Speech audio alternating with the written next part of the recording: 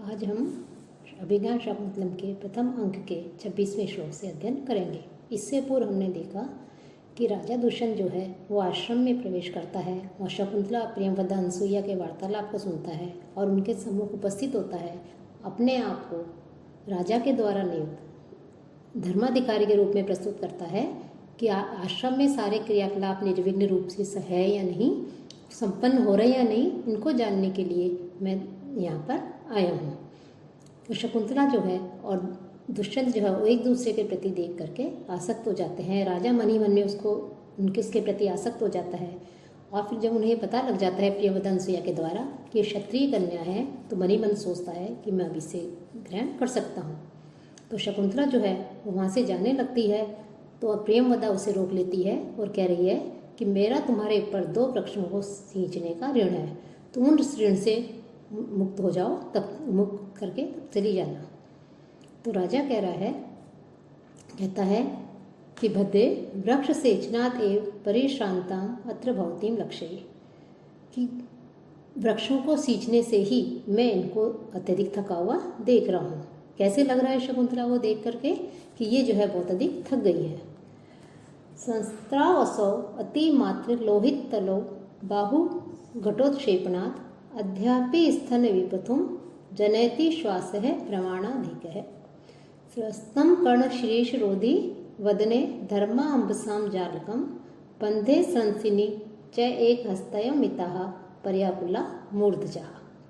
अब शकुंतला जो है कैसे इसको देख करके लग रहा है कि अत्यधिक थक गई है, क्योंकि घड़ा उठाने से कि ये जो शकुंतला है ये इस घड़े को उठा रही है, तो घटोत्क्षेपणात्, तो घड़ा उठाने से अस्या बाहु, इस शकुंतला की जो भुजाएं हैं ये संस्तव अंशो, ये जो है झुके हुए कंधों वाली हो गई है। जब हम किसी भारी वस्तु को या किसी नीचे से जमीन से किसी घड़े आदि को किसी भारी वस्तु को उठाते हैं तो हमारे जो कंधे हैं वो नीचे की ओर झुक जाते हैं।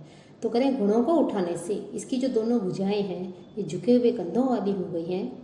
अति मात्र लोहित तलो, और इसकी जो हथेलियाँ हैं वो उस घड़ों को उठाने के कारण अत्यधिक लाल वर्ण की हो गई है। प्रमाणा अधिक है, और अपने प्रमाण से अधिक, निश्चित मात्रा से अधिक श्वास है, श्वास ले रही हैं ये। जब हम कोई परिश्रम का कार्य करते हैं तो तेज तेज श्वास लेते हैं, तो श्वास ये शकुंतला भी जो है ये अपने, ये कोमलांगी है, कृष्णकाय अंगों वाली है, तो अपने शरीर के सामर्थ्य से अधिक ये कार्य कर रही है। तो घड़ा उठाने के कारण इसकी हथेलियाँ लाल वर्ण की हो गई हैं, झुके हुए कंधों वाली हो गई हैं, और परिश्रम के कारण, पौधों को सींचने के कारण इसकी जो श्वास है ये भी तेज तेज ले रही है, अधिक श्वास ले रही है, निश्चित मात्रा से अधिक श्वास ले रही है। तो इसके कारण, उस श्वास के कारण स्तन वेपुथुम जनयति, इसके जो वक्ष स्तन है उनमें कंपन उत्पन्न हो रहा है, और परिश्रम करने के कारण इसके बदने मुख पर कर्ण शीरीष रोधी, कानों में जो शीरीष के पुष्प पहन रखे इन्होंने आभूषण के रूप में, तो रोधी उनको हिलने से रोकने वाला, घर्माम्बसाम जालकम, पसीने की बूंदों का जालकम समूह जो है वो बह रहा है, गिर रहा है।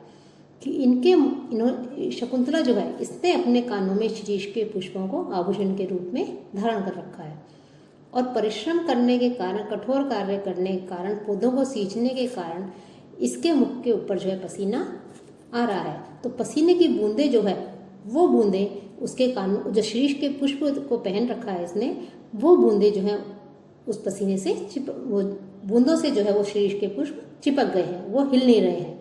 तो उनको हिलने से रोकने वाला पसीनों की बूंदों का समूह जो है इनके मुख से गिर रहा है।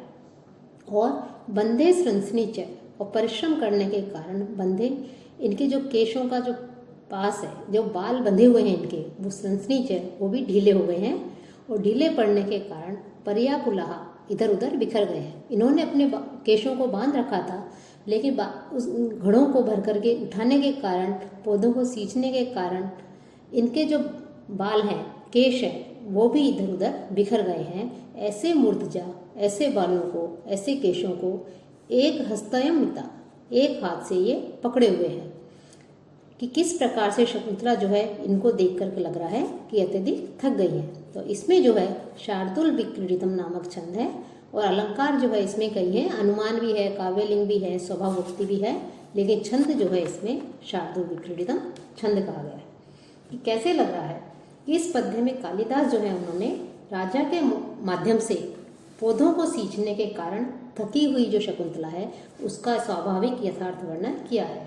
राजा कहते हैं कि पौधों में जल को सींचने के बराबर घड़े उठाने के कारण इस शकुंतला की जो भुजाएं हैं वो कैसी हो गई हैं, झुके हुए कंधों वाली हो गई हैं, और घड़ों को उठाने के कारण इसकी जो हथेलियां हैं वो लाल वर्ण वाली हो गई हैं, और परिश्रम के कारण इसकी जो सांस की गति है वो भी तेज हो गई है, जिससे इसके स्तनों में कंपन हो रहा है।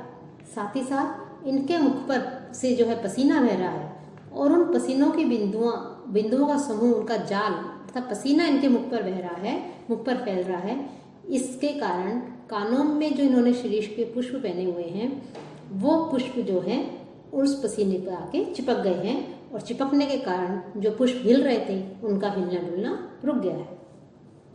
और इधर उधर चलने के कारण, पौधों को सींचने के कारण, झुकने के कारण, परिश्रम के कारण उनकी जो केश पाश है, जो इन्होंने जूड़ा बना रखा है, केश बना रखे अपने, वो ढीला पड़ गया है और इनके केश बाल इधर उधर बिखर गए हैं। उन बिखरे बालों को इन्होंने अपने एक हाथ से समेट रखा है, तो ऐसा लग रहा है मानो ये बहुत अधिक थकी हुई है। तो मैं जो है तुमको अब इनके ऋण से, इनके ऋण जो तुम्हारे ऊपर उधार थे दो, उस ऋण से जो है मैं मुक्त किए देता हूँ। ऐसा कह करके जो है वो अपनी अंगूठी देना चाहता है। दोनों उसके नाम की अंगूठी को देखकर एक दूसरे के को देखती हैं, क्योंकि उस पर दुष्यंत लिखा हुआ रहता है।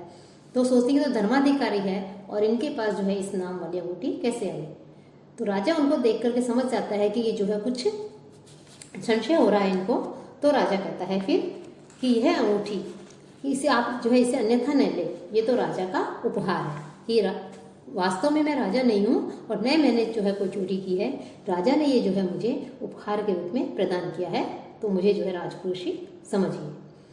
फिर प्रियंवदा कहती है कि तेन ही न अर्हति एतत् अंगुलीयकम अंगुली वियोग, कि जो अंगुलीयक है, कि जो अंगूठी है, ये आपके अंगुली वियोग, अंगुली के वियोग के योग्य नहीं है। अर्थात इस आपको उपहार में दिया हुआ है, तो इस अंगूठी को आप ही कहनिए। आपके वचन मात्र से, कहने मात्र से ही ऋण इदानी मेषा, कि तो जो है ऋण से मुक्त हो गई हो। फिर कुछ हंस करके प्रियंवदा कहती है, सखी शकुंतला मोचिता अस्य अनुकंपी नारायण अथवा महाराज, कि महाराज के द्वारा अर्थात दयालु पुरुष के द्वारा आप मुक्त कर दी गई है ऋण से, इसलिए जा सकती हो। फिर शकुंतला मनी मन में कहती है, यदि आत्मन है प्रभविष्यामि, यदि मैं अपने वश में होंगी, अर्थात मैं विवश हूँ, मैं जानने में विवश हूँ कि मनी मन जो है शकुंतला भी दुष्यंत के प्रति आसक्त है। इसलिए कहने को तो कह रही है वो कि मैं यहाँ से जा रही हूँ, लेकिन वो कह रही है कि मैं भी विवश हूँ, मैं कैसे जा सकती हूँ, अपने मनी मन में सोचती है वो। फिर प्रकट में क्रोधित होकर कहती है, का त्वम विसर्जित अव्यम विरोधवस्य, कि मुझे भेजने वाली, रोकने वाली तुम कौन होती हो, मेरी इच्छा पर निर्भर है कि मैं यहाँ से जाऊँ या रुकूँ। फिर राजा शकुंतला को देखकर मनी मन में कहता है, वाच्यम न मिश्रति यद्यपि मद्वचोभिः कर्णं ददाति अभिमुखम मयि भाषमाणे कामं न तिष्ठति मद आनंद सम्मुखिना भूयिष्ठम अन्य विषया न तु दृष्टि अस्य, कि राजा शकुंतला को देखकर मणिमन कह रहा है कि जिस प्रकार से मैं इसके ऊपर अनुरक्त हूँ, क्या यह भी मेरे ऊपर अनुरक्त है। कि शकुंतला की चेष्टाओं को, उसकी बातों को सुनकर कह रहा है कि क्या जैसे मैं इसके ऊपर अनुरक्त हूँ, आसक्त हूँ, वैसे ही क्या शकुंतला भी मेरे प्रति आसक्त है। कैसे लग रहा है कि शकुंतला की जिन आंगिक चेष्टाओं का वर्णन किया है इसमें, उससे पता चलता है कि शकुंतला जो है वो संकोची अवस्था में है और उसका संकोच धीरे धीरे कम हो रहा है। संकोच तो है लेकिन कम हो रहा है। राजा कह रहा है कि मैं मुझसे साक्षात रूप से बात भी नहीं करती, लेकिन जब मैं कुछ बोलता हूँ तो मेरी तरफ जो है कान लगाए रहती है, अर्थात सुनने का प्रयत्न करती है, और मेरी बातों का भले ही ये उत्तर नहीं दे, लेकिन फिर भी मेरी बातों को बड़े ध्यान से सुनती है। दूसरे के आंखों के सामने, मेरी आंखों के सामने भले ही खड़ी नहीं हो, मतलब मेरी आंखों में नहीं देख रही हो, लेकिन फिर भी इसका ध्यान दूसरे विषयों की ओर भी नहीं रहता। अर्थात दूसरी ओर ध्यान नहीं देकर यह मेरी बात ही सुनती है और मेरे विषय में ही सोच रही है। राजा इन चेष्टाओं के आधार पर ही सोचता है कि यह भी मुझ पर उसी प्रकार अनुरक्त है जिस प्रकार मैं इस पर अनुरक्त हूँ। कि यद्यपि मत वचो भी, यद्यपि मेरी बातों में वाचम न मिश्रयति, यह अपनी वाणी नहीं मिलाती है तथा मेरी बात का प्रत्युत्तर नहीं देती, जवाब नहीं देती है। मई भाषमाणे अभिमुखम कर्णम ददाति, लेकिन फिर भी मेरे बोलने पर सामने ही जो है ये कान लगाए रहती है, मेरी बातों को ध्यान से सुनती है। कामम मत आनंद सम्मुखिना न तिष्ठति, भले ही ये मेरे मुख के सामने जो है रुकती नहीं है, ठहरती नहीं है इसकी दृष्टि, लेकिन फिर भी अस्या दृष्टि, इसकी दृष्टि भूयिष्ठम अन्य विषयन है, अन्य विषयों की ओर भी नहीं होती, तथा अन्य विषयों की ओर भी इसकी दृष्टि नहीं जाती है। यह जो है मेरी तरफ भी इसकी दृष्टि नहीं है, लेकिन अन्य विषयों की ओर, अन्य चीज़ों को भी जो है, वस्तुओं को भी ये नहीं देख रही है। तो इसको देख करके ये लग रहा है कि वास्तव में शकुंतला जो है ये भी मुझ पर उसी प्रकार से अनुरक्त है जैसे मैं इस पर अनुरक्त हूँ। तो राजा इस प्रकार से मन ही मन में सोचता है। तभी पर्दे के पीछे से नेपथ्य में आवाज आती है, भो भो तपस्विने सन्निहितः तपोवन सत्व रक्षाए भवत है। हे तपस्वी जनों, तपस्वन के जीवों की रक्षा के लिए आप जो है समीपवर्ती हो जाएं, जीवों के पास में हो जाएं, क्योंकि प्रत्यासन्न है, क्योंकि इस समय पास में स्थित है कौन? मृग्या विहारी पार्थिवो दुष्यंत है, कि शिकार के लिए विचरण करने वाला, घूमने वाला दुष्यंत पास ही है। तो आप सब लोग जो है जीवों की रक्षा के लिए उनके पास में इकट्ठे हो जाएं। कि जो है पर्दे के पीछे से आवाज आ रही है, ये लोग, आप तपस्वी जन, ऋषि जन जो है वो सभी को सचेत कर रहे हैं कि दुष्यंत जो है वो शिकार करने के लिए जो है उधर आया हुआ है, विचरण कर रहा है, तो सभी जीवों की रक्षा के लिए उनके पास में हो जाओ। कैसे? कि तुरग खुर हतः तथा ही रेणु विटप विषक्त जलार्ध वल्कलेषु पतति परिणत अरुण प्रकाश है शलभ समूह इव आश्रम धुमेशु। कि ये सब पर्दे के पीछे से आवाज आ रही है। नेपथ्य से कहा गया है कि राजा दुष्यंत शिकार खेलने के लिए समीप ही आ गए हैं, और उनकी समीपता का अनुमान धूल की अधिक मात्रा को देखकर ही लगाया जा सकता है, क्योंकि अश्वों के, घोड़ों के खुरों से उठती हुई धूलि का वर्णन करते हुए कह रहे हैं कि यह धूलि ऐसे है जैसे संध्याकालीन सूर्य की कांति होती है, उसके समान लाल वर्ण की धूल है। और यह धूलि आश्रम के वृक्षों पर उसी प्रकार गिर रही है जैसे टिड्डी दल वृक्षों पर पड़ता है। और वृक्ष भी ऐसे हैं जिन वृक्षों के ऊपर मुनियों के गीले वल्कल वस्त्र सूखे हुए हैं, उनके ऊपर जो है ये मिट्टी गिर रही है।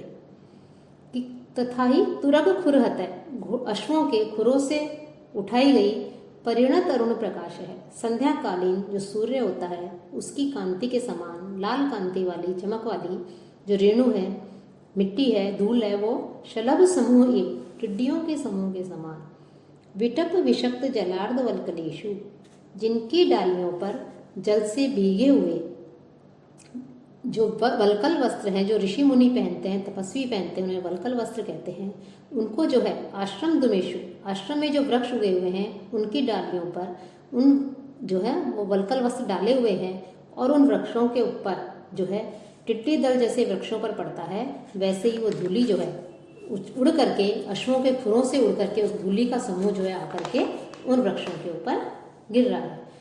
कि जैसे टिड्डी दल होता है और लाखों करोड़ों की संख्या में निकलते हैं, और जिस क्षेत्र में जाते हैं, जिस तरफ जाते हैं, वहाँ की फसल को जो है पूरी तरह से खा जाते हैं, बर्बाद कर देते हैं, और अपने अंडे जो है वहीं छोड़ जाते हैं, जो भावी फसल को नष्ट करने के लिए उनके बीच जो है शिशुओं को जन्म देते हैं। जिस तरह राजा महासंकट में है, उसी तरह से जो है टिड्डी दल भी जो है, कह रहे हैं कि टिड्डी दल भी आकर के जो है उन वृक्षों को जो है क्या करता है, बैठ जाता है। वृक्ष दिखाई नहीं देता है, पूरा समूह के रूप में आता है। टिड्डियों का रंग भी लाल होता है और पेड़ों पर ऐसे बैठती हैं जैसे मिट्टी का या बादल हो। तो इसी प्रकार से मिट्टी का समूह जो है अश्वों के द्वारा उड़ाई गई, वो आकर के जो है वृक्षों की डालियों पर बैठ जो है लग रही है। और पीछे और भी त्रिवा घात प्रतिहत तरु स्कंद लग्नेक दंत है, पादा आकृष्ट व्रतति वलिया संग संजात पाश है, मूर्तो विघ्न तपस्य इव नो भिन्न सारंग यूतो धर्मारण्य प्रविशति गजह स्यंदना लोक भीत है। और कैसे लग रहा है कि कोई हाथी के आगमन की सूचना प्रदान करते हुए कह रहे हैं कि हे तपस्वियों, देखो राजा का जो रथ है उसको देख करके ये हाथी जो है ये भयभीत हो गए हैं और ये तपोवन में प्रवेश कर रहे हैं। और उस तपोवन के सारे जीव जो है वो व्याकुल हो गए हैं। हाथी तेज अपने आप को बचाने के लिए तेज दौड़ रहे हैं। दौड़ते हुए तेज प्रहारों से उन्होंने वृक्षों को तोड़ दिया है और वृक्षों को तोड़ने के कारण उनका एक दांत भी जो है पेड़ के तने में लग गया है, वो भी टूट गया है। और जमीन पर जो लताएं फैली हुई हैं, इतनी तेज गति से हाथी अपने आप को बचाने के लिए दौड़ रहा है उस रथ की आवाज को सुन करके कि जमीन पर फैली हुई लताएं जो हैं वो पैरों में लिपट गई है, जिससे उस हाथी के पैरों में एक पाश बन गया है। तो लताओं के लिपटने के कारण वो चल भी नहीं पा रहा, दौड़ भी नहीं पा रहा। तो पैरों में पाशों का रूप धारण कर लिया हो लताओं ने। और हाथी को इस प्रकार से दौड़ते हुए देखकर हिरणों का जो समूह है वो भी समझ गया कि कोई न कोई विपत्ति आ रही है। वो झुंड भी जो है अपने आप को बचाने के लिए भयभीत होकर के इधर उधर हो गए हैं। तो कह रहे हैं कि जो हाथी है, जिस प्रकार से भागता हुआ जो ये हाथी आ रहा है, ये हमारी तपस्या के लिए ऐसे लग रहा है मानो शरीर धारण करके कोई विघ्न जो है वो हमारी तपस्या भंग करने के लिए आ गया है। ऐसा ये हाथी तपस्या में, ये इस आश्रम में प्रवेश कर रहा है। कि स्यंदन आलोक भीत है, रथ को देखने से आलोक देख करके भीत है भयभीत हुआ, रथ को देखने से भयभीत हुआ जो। और त्रिवाघात प्रतिहत तरु, और तेज प्रहारों से प्रतिहत तरु अर्थात वृक्षों को जिसने प्रतिहत तोड़ दिया है। स्कंद लगनेक दंत है, और इसका जो एक दांत है वो वृक्ष के तने में लग गया है। पादद आकृष्ट अतिबलिया संग संजात पाश, और पैरों द्वारा खींची गई जो लता है उसके समूह से के लिपट जाने से संजात पाश है, ऐसा उसके पैरों के लिए मानो पाश बंधन बन गया है। भिन्न सारंग यूथ है गजय, और हिरणों का जो झुंड जो स्वच्छंद होकर के विचरण कर रहा था, झुंड में जो है वो विचरण कर रहे थे, चल रहे थे, उस झुंड को भी तितर बितर कर दिया है। ऐसा हाथी नह तप से हमारी तपस्या में मूर्त है विघ्न, साक्षात मानो शरीरधारी विघ्न के समान है। ऐसा हाथी धर्मारण्यम प्रविशति, धर्मावन में अर्थात तपोवन में जो है वो प्रवेश कर रहा है। कि राजा दुष्यंत का जो रथ भार था, उस रथ को देखकर ही जो है वो हाथी भयभीत हो जाता है कि अवश्य ही ये हमारे शिकार करने के लिए आए हैं। तो भयभीत हुए हाथी की स्वाभाविक चेष्टाओं का वर्णन किया गया है। साथ ही इसमें भयानक रस भी है और इसमें मंदा प्रांता छंद जो है वो जो है उसका प्रयोग किया गया है। मंदा प्रांता छंद कि हाथी के आगमन की सूचना प्रदान कर रहे हैं, और हाथी के आगमन की सूचना प्रदान करते हुए पर्दे के पीछे से ही आवाज आती है। कोई कहता है कि हे तपस्वियों, देखो राजा का जो रथ है उसको देखने से जो है अत्यधिक भयभीत हो गया है। ऐसा ये हाथी तेज गति से दौड़ रहा है, तपोवन में प्रवेश कर रहा है। तपोवन के सभी जीव व्याकुल हो रहे हैं। हाथी ने दौड़ते हुए तीव्र प्रहारों से वृक्षों को भी तोड़ दिया है। उसका एक दांत पेड़ के तनों में भी लग गया है, और जमीन पे फैली हुई जो लताएं हैं वो लताएं खिंच करके उसके पैरों के लिए पाश बन गया है, पैरों में लिपट गई है, जिससे उसके पैर मानो बंध गए हैं। और उस हाथी तेज गति से आ रहा है, तो उसके देख करके जो मृगों का झुंड है वो भी घबरा गया, भयभीत हो गया, और वो भी तितर बितर हो गए। तो ऐसा हाथी जो है वो ऐसा लग रहा है मानो हमारी तपस्या के लिए साक्षात रूप से विघ्न के समान है, और ऐसा हाथी तपोवन में प्रवेश कर रहा है। तो इसलिए जो है आप उन सभी जीवों की रक्षा के लिए जो है सारे लोग उन जीवों के पास में हो जाओ, क्योंकि राजा दुष्यंत जो है वो शिकार के लिए आए हुए हैं।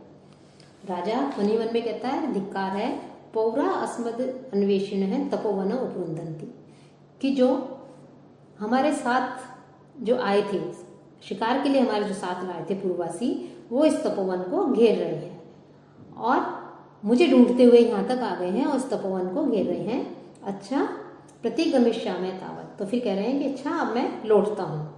उनसे कहता है प्रकट रूप में सखियों से। सखियाँ कहती हैं हे आर्य अनेन आरण्यक वृतांतेन प्रयाकुलः, इसमें कि इस वन्य गज की, ये जो हाथी के विषय में जो हमें सूचना सुनाई दे रहा है तपस्वियों की बातें, इसको सुनकर के इस वृतांत से हम बहुत घबरा गए हैं, हमें भी अपनी कुटिया में जाने की इजाजत दीजिए। राजा कहता है ठीक है आप जाइए, मैं भी आश्रम को किसी प्रकार से कोई कष्ट नहीं हो, पीड़ा नहीं हो आश्रम वासियों का, ऐसा कोई कार्य करता हूँ, ऐसा प्रयास करता हूँ। सभी उठ जाती हैं। सखियाँ कहती हैं, अरे संभाविता अतिथि सत्कारम भूयो अपि प्रेक्षण निमित्तम लज्जामहे आर्यम विज्ञापयितुम, कि आप हमारे अतिथि बन करके आए थे और आपका उचित रूप से हम अतिथि सत्कार भी नहीं कर सके, कि ये जो है विघ्न के रूप में जो है ये आके यहाँ पर आ गया कि शिकार करने के लिए राजा दुष्यंत जो है इधर आए हैं।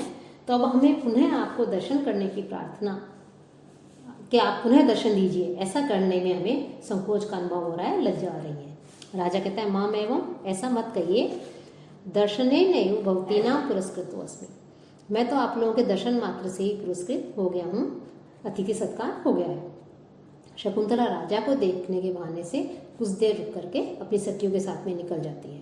राजा मंदो उत्सुक्यो अस्मि नगर गमनम प्रति, कि अब मेरे शहर जाने की जो उत्सुकता थी, शहर जाना चाह रहा था अब अपने नगर में, वो कुछ कम हो गई है। यावत अनुयात्रिकान समेत्य नाति दूरे तपोवन से निवेशयेयम्, तो इन अनुयायियों जो हैं, इन अनुयायियों से मिलकर के तपोवन से कुछ दूरी पर जाकर के उन सबको ठहराता हूँ, रुकाता हूँ।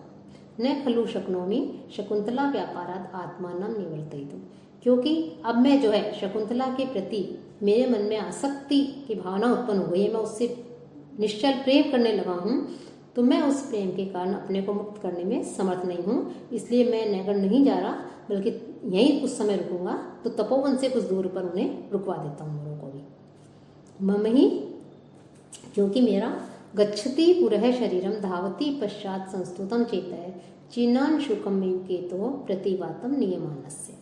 राजा दुष्यंत जो है वो वन्य गज के वृतांत को सुनकर यदि वहाँ से अपने सैनिकों से मिलने के लिए चल देते हैं, लेकिन उनका मन जो है शकुंतला में ही आसक्त रहता है। और अपनी इसी स्थिति का वर्णन करते हुए राजा कहते हैं कि यद्यपि मैं चलता हुआ आश्रम की ओर जा रहा हूँ, अतः मेरा शरीर तो आगे की ओर चल रहा है, परंतु मेरा मन उसी प्रकार शकुंतला की ओर दौड़ रहा है, जिस प्रकार ध्वजा का पतला रेशमी जो वस्त्र होता है, जिधर ध्वजा के डंडे को लेकर जा रहे हैं, उसके विपरीत दिशा में उड़ता है, क्योंकि हवा जो है वो उसको हवा के विरुद्ध जो है उस ले जाया जा रहा है उस डंडे को। तो कह रहे हैं कि वस्त्र जो है उस ओर ही उड़ता है जिस ओर की हवा चलती है, कि राजा का शरीर तो यहाँ पे ध्वज दंड के समान बताया है, और मन जो है वो ध्वज का वस्त्र है, कि राजा शकुंतला के प्रति इतना अधिक आसक्त है कि अपने मन को उससे नहीं हटा रहा है। और वो कह रहे हैं कि शरीरम पुरः धावती, कि यद्यपि मैं यहाँ से बाहर जा रहा हूँ, लेकिन चलते हुए भी यद्यपि मैं शरीर से तो जा रहा हूँ, लेकिन मेरा जो मन है वह प्रतिवातम नियमानस्य, हवा के विरुद्ध ले जाए जाते हुए केतो ध्वजा के चिनांशुकम यानी चीनी जो रेशमी वस्त्र होता है उसकी बनेगी जो ध्वजा है, उसकी ध्वजा के समान जो है अपरिचितम पश्चात धावती, पीछे की ओर जो है वो अपरिचित सा मेरा मन जो है उस ध्वजा के समान रेशमी वस्त्र के समान जो है पीछे की ओर दौड़ रहा है, कि विरुद्ध हवा की ओर ले जाए जाते हुए ध्वजा के रेशमी वस्त्र के समान मेरा मन जो है वो पीछे की ओर दौड़ रहा है। अर्थात राजा जो है वो शकुंतला से अपने मन को, अपने को, शरीर को तो दूर ले जा रहा है, लेकिन मन जो है उससे मिलने के लिए वापस पीछे की ओर ही दौड़ रहा है, कि शरीर को केतु और पताका को जो है मन माना गया है। ये दोनों ही कल्पनाएं यहाँ पर जो है कवि ने, कालिदास जो है उन्होंने बहुत बड़ी सुंदर कवि जो है यहाँ पर उन्होंने कल्पनाएं की हैं, कि जिस प्रकार निर्जीव काष्ठ का डंडा होता है उसे कोई कहीं ले जा सकता है, उसी प्रकार दुष्यंत का शरीर भी हृदय से शून्य होने के कारण सेना की ओर चल पड़ता है। लेकिन यदि उस दंड के ऊपर जैसे हम कोई रेशमी पताका बांध दे, कोई ध्वज बांध दे, तो वो वायु वेग से पीछे की ओर उड़ती है। उसी प्रकार राजा दुष्यंत का मन भी उस वस्त्र के समान, उस ध्वजा के समान जो है अत्यधिक कोमल एवं सूक्ष्म है, और शकुंतला की ओर जो है वो उसका मन पीछे भाग रहा है, अर्थात वो शकुंतला की ओर ही उसका मन जा रहा है। तो ये अभिज्ञान शाकुंतलम के प्रथम अंक का यहीं पर जो है प्रथम अंक यहीं समाप्त होता है। आगे के व्याख्यानों में हम द्वितीय अंक से प्रारंभ करेंगे।